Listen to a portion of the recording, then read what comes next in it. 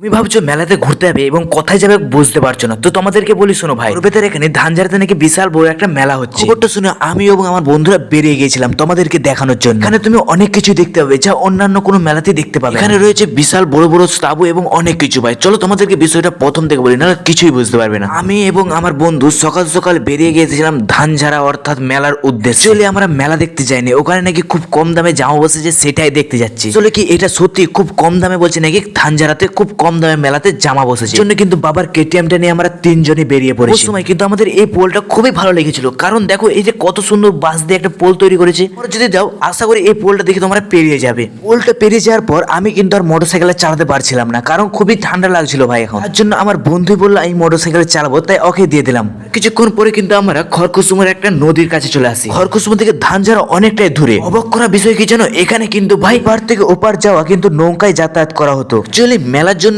কিন্তু এই খালটা বাগানো হয়েছে। খাল দেখি বুঝবে না যে মেলার কাছে চলে এসেছি, কেননা এখান থেকে অনেকটাই দূরে কিন্তু মেলা উপস্থিত। তারপর কিন্তু আমরা ছোট্ট করে আমাদের একটা গ্যারেজে মোটরসাইকেলটা রেখে দিলাম। হ্যাঁ তোমরা ভেবে নেবে না যে এখানেই শেষ, কারণ পরবর্তী ভিডিওতে তোমাদের পুরো দৃশ্যটাই দেখাবো। কোন পর্যন্ত আমার সঙ্গে থাকার জন্য অসংখ্য অসংখ্য ধন্যবাদ।